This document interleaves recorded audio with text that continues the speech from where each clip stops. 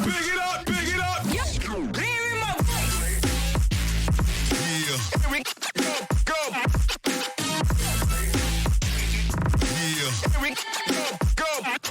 we go. What is up, everybody, and welcome to the Casual Wrestling Community YouTube channel.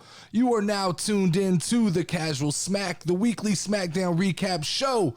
I am your host, the Notorious Nerdy D, and whether you're watching on YouTube or listening on your favorite podcast network, we have an amazing show for you tonight. Make sure to stop right now and hit the like button and leave a comment on whatever platform you are consuming this content on. Top story of the week.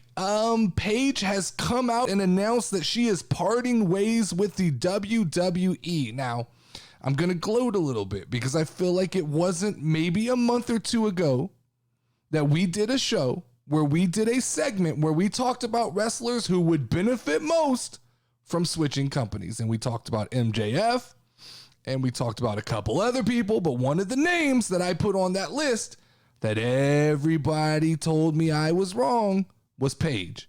I said that Paige and AEW would both benefit from a change in scenery. I said that she could go over to AEW and mentor a lot of those women and help them out tremendously. And now it looks like there's a high possibility that Paige will be leaving the WWE. And she has openly said that if AEW presents the right amount of money, which we know Tony Khan's got it, right? That Tony Khan can offer her a contract and she will actually wrestle inside of an AEW ring. Now let's be clear about this. First off, WWE didn't renew her contract. This is not Paige's decision. Paige wanted to stay with WWE. That was a cushy job. She was able to sit back and do her Twitch thing and still stay under contract with WWE, get double dip and paychecks. But WWE finally, they looked at the books. They go, look, we have nothing for her. We have nothing we can do with her. We're going to let her go. If that means she goes somewhere else, she goes somewhere else. I still think that the WWE, they view Paige, there's a little bit of a liability with Paige. She's a little bit of a loose cannon sometimes. And I also think that there was a liability, like if we let her wrestle again and she gets hurt, the pros don't outweigh the cons with Paige. I mean, if you think about Paige, there's a lot of stains on her career that people don't openly talk about, but they exist, and I'm sure WWE hasn't forgot about. There's all the home videos. There's all the home videos that have made the rounds with her and Brad Maddox or whatever his name was that hit the internet. WWE doesn't like that. That's not PG. That brought a lot of bad eyes. They did some things with the title belt that were not PG. Not PG. So those things are on her record, and WWE doesn't love that. Then there was all the Alberto Del Rio stuff. All the domestic violence and the things that they went, the alleged domestic violence and the things, and just, it was messy. It was a messy situation, and it felt like WWE kept pulling her out of the dark waters. And I think they kind of got to a point where the WWE, I think the relationship is fine, but I don't think the liability was worth it to keep her around, especially if there was nothing for her to do. So she's probably going to move on to AEW because she released a statement, or she talked about it on her Twitch, where she said she feels healthy. She feels like she's 1,000%, and she's confident that at some point she will wrestle again. And more power to her. That's awesome. The thing that scares me is if that's going to be an AEW. Like, the AEW women's division is a little bit sketchy. There are some talented wrestlers in that division, no doubt. Britt Baker, I say she can hang with almost anybody. But then you got some other people, Jade Cargill, some people like that are a little scary to work with. And if you get Paige, someone with an injury, thrown into a ring with someone like that, that could end up causing some problems. Sometimes it's better to leave well enough alone. And if I was Paige, I don't know how confident I would be getting in the ring with the AEW girls. Seem, if not less experienced, they seem more willing to take risk and do risky things that could put somebody who's already compromised in the position to be injured. Now, I see all over the internet, all over Twitter, I see everybody talking about, well, Paige had the same injury as Edge, right? The same injury as Edge. And Edge was able to come back from this injury, and he was able to wrestle, and he was able to do things again. We got to be careful when we start comparing injuries, like injuries fit on this small little spectrum. Just because an injury has the same name as another injury, we don't know the scale. We don't know the serious severity. We don't know how that healed. So I'm not willing to just go, well, Edge did it, Paige can do it. I'm not that confident. I believe that if WWE really thought Paige was 100% clear, she'd be wrestling in a WWE ring. I believe that there's somebody within WWE, a medical professional, who was like, she's not ready to go. She just can't go.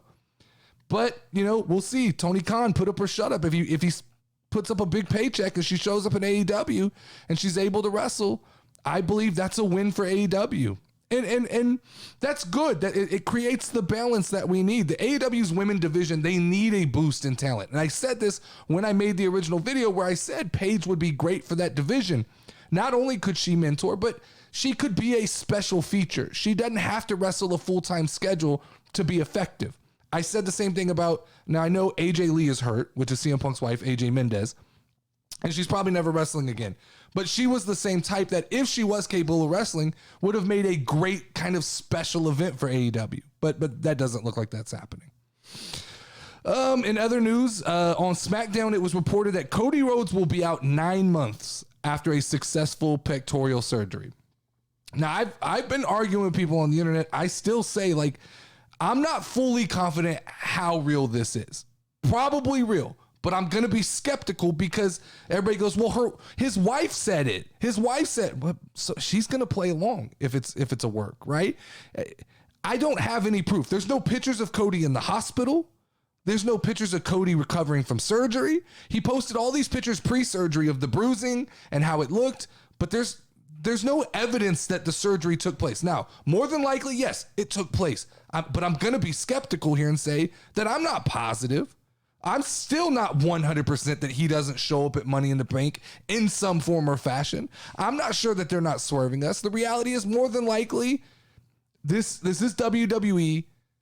At least the 9 months is probably them overestimating to try and get our minds off of Royal Rumble. More than likely, Cody Rhodes comes back at Royal Rumble, wins the Royal Rumble, goes to WrestleMania, and the story's kind of writing itself. But like I said, I'm just not willing to write off the fact that I don't have proof this surgery took place. And I'm not going to call the fucking hospital and ask them because I don't think there's HIPAA violations against that. But other than Brandy Rhodes, I don't have any proof that this surgery happened or WWE telling me that. But I did see Mark Henry come out and say that he expects to see Cody Rhodes on television even though he's injured. I don't think that's the case. I don't think WWE feels like they are that reliant on somebody that even injured, they need that person to appear on TV. If you look at the Monday Night Raw roster and you really kind of break it down, Raw still has enough firepower minus Cody Rhodes to put on a very good show. Now they don't have that one star right now that just sets the world on fire, which was kind of Cody Rhodes, which they lucked out on anyway. But you got Bianca Belair and her going into this Rhea Ripley thing. That should have some interest. People's eyes should be on this. We're finally getting Bianca involved in something that makes sense. You've got the Judgment Day. Even minus Edge, there's still going to be people paying attention to see what that becomes. Seth Rollins, Kevin Owens, Becky Lynch, Asuka. And then we have John Cena, who's going to show up shortly. And John Cena solves all your problems. John Cena sells tickets. I told my daughter that John Cena was coming back and she fucking had a shit fit. She says, John Cena is my favorite wrestler. I'm like, holy shit, I didn't even know you knew who John Cena was. So John Cena solves all the problems of Cody Rhodes. I don't think he needs to be featured on TV weekly. It just doesn't make sense. But what this becomes is an opportunity. It becomes an opportunity for other talent to step up and do something. Guys like Ezekiel, this is it, man. The spotlight's on you. There's nobody taking all the attention. You come in, you put on a show, continue to perform at a high level, and you could rise up that ladder, man. You could grab the brass ring, like Vince McMahon says. Guys like Dolph Ziggler and Bobby Roode, who have been somewhat forgotten, here is their chance to reemerge as high-quality talent on Monday Night Raw.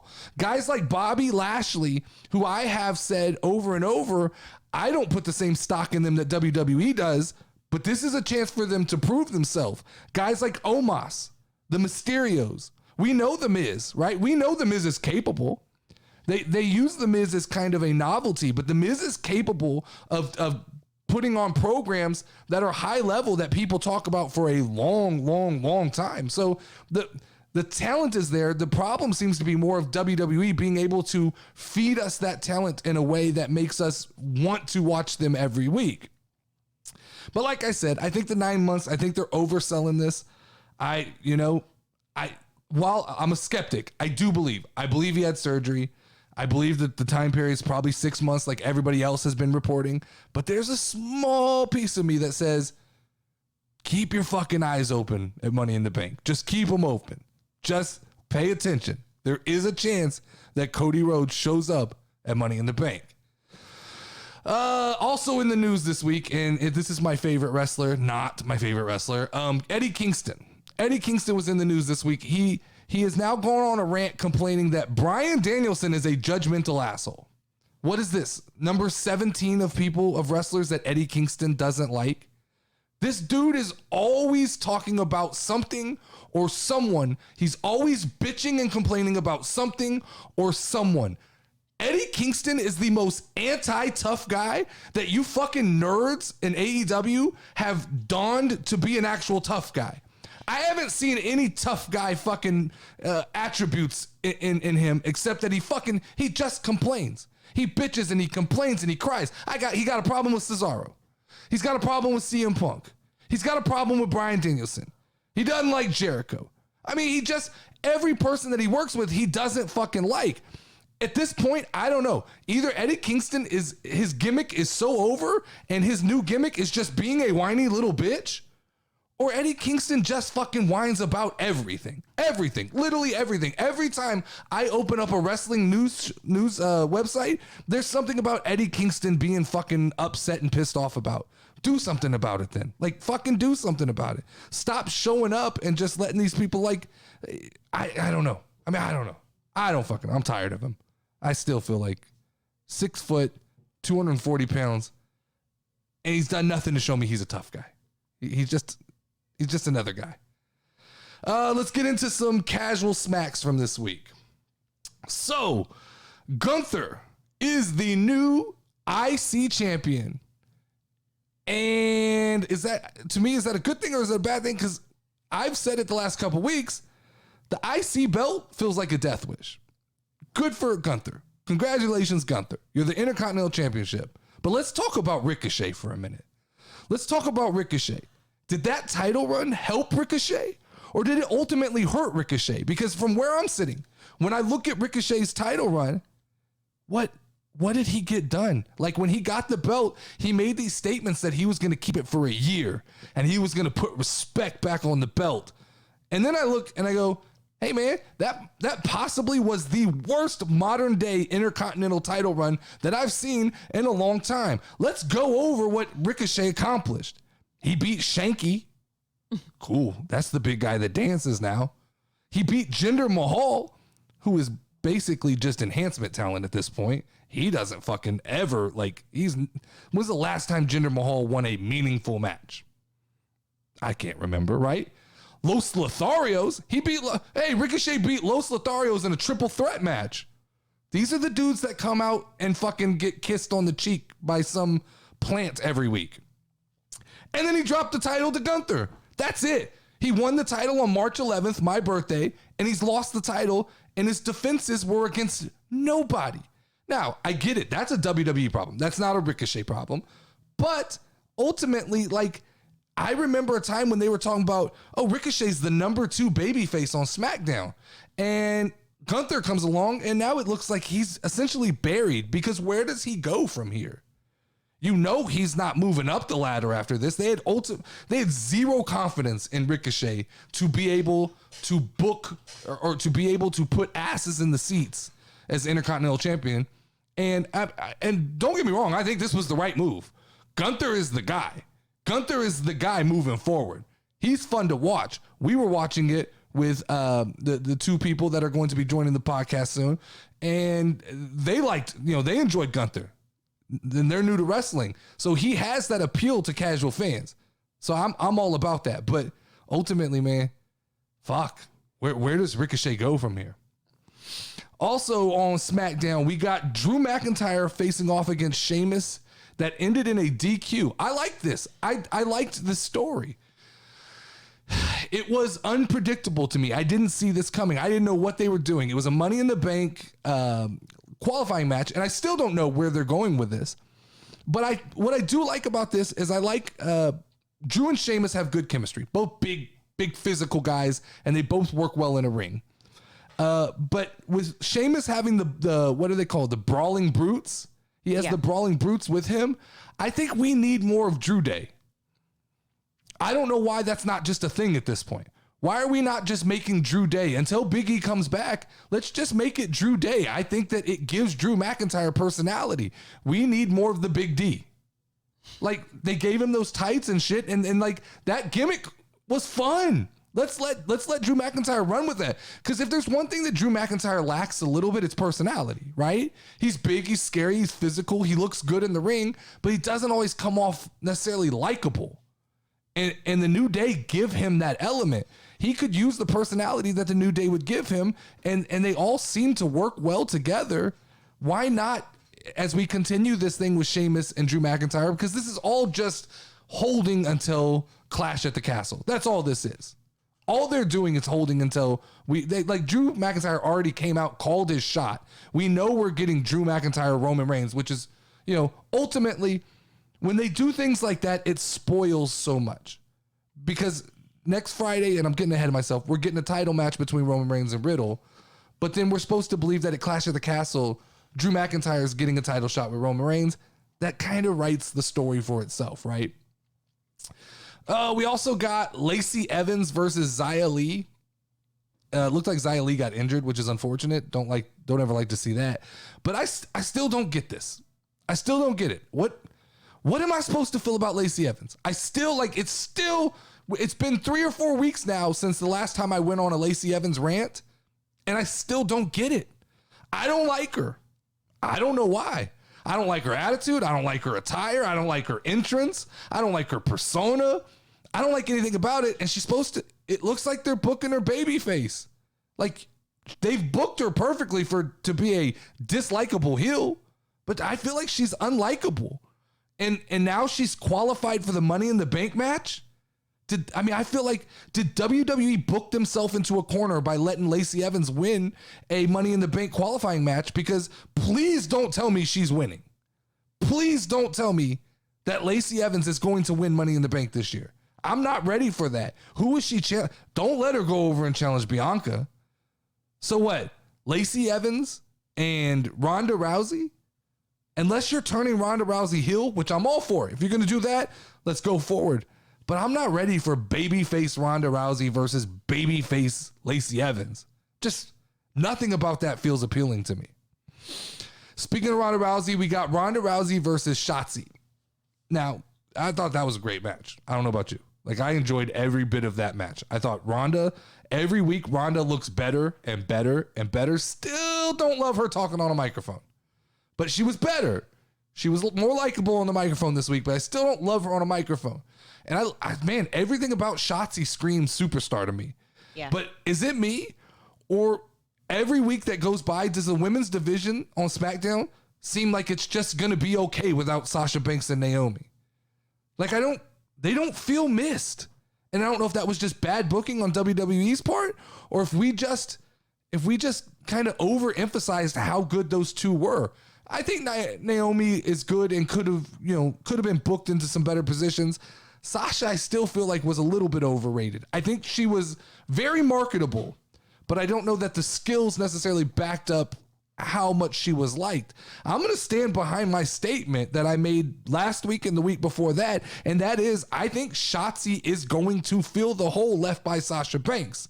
It may take a little time, but I think, like, the more she works and the more they feature her, she can step up into that role and be a good number 2, number 3 on a women's roster. You look, Charlotte, Ronda, and Shotzi. She can fill in that space, and little girls are gonna like her. The green hair, the punk rock. They need to let her come back out in that tank. I don't know why they've kind of nixed that thing. That was fun. So WWE featured a advertisement during SmackDown, advertising a last laugh match between Madcap and Corbin. I thought this shit was done. I thought we were done. I thought we finished that. I didn't think we were doing that anymore. And now we're going to do it again.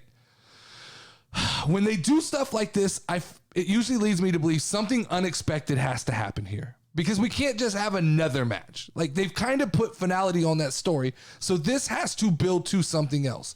Either somebody's going to come out and attack Madcap and begin a new story that way, or Corbin's getting a new apprentice, which would also be fun. A new partner, and just kind of start that story all over again. But this can't just be, it can't just be another match, because how long can we just keep doing this? It felt like Madcap kind of put finality on that story at Hell in a Cell. And now what is a laugh? And what is a last laugh match? Like, they name these matches, but what does that mean? I'm gonna have to look up what a last laugh match is. We got another advertisement on SmackDown for Max Dupree. I think that's how he wants us to say it, right? Mm-hmm. Dupree. Yes. And Max Dupree's male models. Apparently, we're going to find out. I thought it was this week we were finding out, but we're going to find out next week who is the first of Max Dupree's male models. I don't know, man. Am I the only person that is actually excited to find out who is Max Dupree's first male model? And am I the only person who's going to be hugely let down when it's not somebody surprising? I've heard rumors that it could be Cesaro. That would be fucking amazing. It would be amazing if Max Dupree brought back Cesaro. Somebody who needs... Look, I did a video a couple weeks ago on Cesaro. I've taken so much shit for that video. That is the most disliked video I've ever made. All I said about Cesaro was he's overrated. He's not as good as people. He's great in the ring, but he has zero fucking personality at all. So what do you do with a guy like that? You give him the guy who has all of the personality, which is Max Dupree, aka LA Knight. That would work. That works so well, actually. So if you were going to bring Cesaro back, this is how I do it. Now, more than likely, it's going to be someone else, and I'm going to be let down. But let me have my 7 days of happiness while I dream that the first Max Dupree model is Cesaro. Lastly, on SmackDown, Riddle is going to be getting a title match with Roman Reigns next week because he beat Sami Zayn. And what the fuck? Like, how does this make sense? So Paul Heyman sits down with Pat McAfee and Michael Cole at the announce table and basically alludes to the fact that they didn't agree to this, but then Pat McAfee says they did agree to it. It's a clusterfuck, but here we go. Riddle, Sami Zayn, Riddle wins. Now we're getting Riddle versus Roman Reigns for the title non-pay-per-view match. If there's one thing SmackDown's good at, it's giving us big main events that have big fight feels that are almost bigger matches than what we get on pay-per-views these days or premium live events. SmackDown feels like the new premium live event to me. Every week or every other week, we're getting a match that feels like the excitement level is through the fucking roof. I'm ready. Like, I'm ready for this match. I'm excited. Next Friday almost makes me want to skip Raw. But what bothers me here is, like I said, with the Clash of the Castle, with Drew McIntyre calling his shot, there's zero chance Riddle wins this, correct? Like, there's no chance. There's no chance Riddle wins this. But wouldn't it just be better for business? Wouldn't it be better for WWE if Riddle somehow surprisingly won the title while Roman is on this like Brock Lesnar style schedule and vacation, and let Roman go away, let him take his time off, and then he could come back and he could smash Riddle and get the title back? I know that it fucks up the whole title run and the consecutive days, but just like not having a world champion, it's becoming a bit of a hindrance, right? We watch every week and we're watching with new people. We have new people who have come to watch wrestling with us, and we have to continuously tell them like, oh no, believe me, there is a world champion. He just doesn't show up. He just doesn't come to the show. So, there is that. Let's talk about this week's SmackDown Power Rankings. My power rankings for this week: Roman Reigns is back to being number 1. I've got the Usos at number 2. I've got Riddle at number 3. I've got Gunther at number 4. Ronda Rousey number 5. Number 6, Drew McIntyre. 7, Madcap. 8, The Brawling Brutes. 9, Max Dupree. 10, Shotzi. Let me defend this list a little bit here. When Roman Reigns says he's coming back and when Roman Reigns shows back up and it's a title match, he's number one. So he's back on top of the list. He disappears, he's got to move down the list. But when he shows back up and we have a title match, he's got to be number one. The Usos are still the heart and soul of SmackDown, so they're number two. You can't take that away from them. They are still kind of the pride and joy of Friday Night SmackDown. So Riddle keeps sneaking his way over to SmackDown, and he is exciting right now. Like, there is definitely a swell of crowd support for Riddle, so you can't go against the idea that, like, Riddle has the momentum at this point in time. Outside of Roman Reigns and the Usos, even if Riddle is a Monday Night Raw guy, he is setting SmackDown on fire week in and week out. Number 4, your new IC champion, Gunther. Like, there's big things in this dude's future. I know he's older in age, but this is going to be a fast ascent for Gunther, because I can see in the near future, Gunther, Roman Reigns, or Gunther, Drew McIntyre, or those type of big marquee matchups make sense for that guy. That guy, he just commands the ring. Number 5, Ronda Rousey, women's champion. I've said week in and week out, it feels like she's just starting to understand wrestling better. She just kind of gets it. It's starting to feel like it's clicked up there for her, and she knows what's going on. Number 6, Drew McIntyre. I know he's in holding, and I'm going to keep saying it. He's in holding till Clash at the Castle, but at least now they've got him in some things that feel interesting. Like to see more of Drew McIntyre, Big D, and the Drew Day. I'd like to see more of that, but for right now, let him and Sheamus just beat the hell out of each other. Number 7, Madcap. Let's get him out of this last laugh match and let's move him forward, because I do think there is opportunity there with him still. And I think he could climb up this list if we get him to something interesting. Number 8, I did the Brawling Brutes. I feel like they're fun to watch. I still like Butch. I still like Sheamus.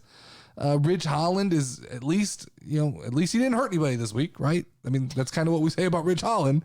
But they're fun. They're interesting. 9, Max Dupree, only because I'm fucking excited that he could easily fall off this list next week.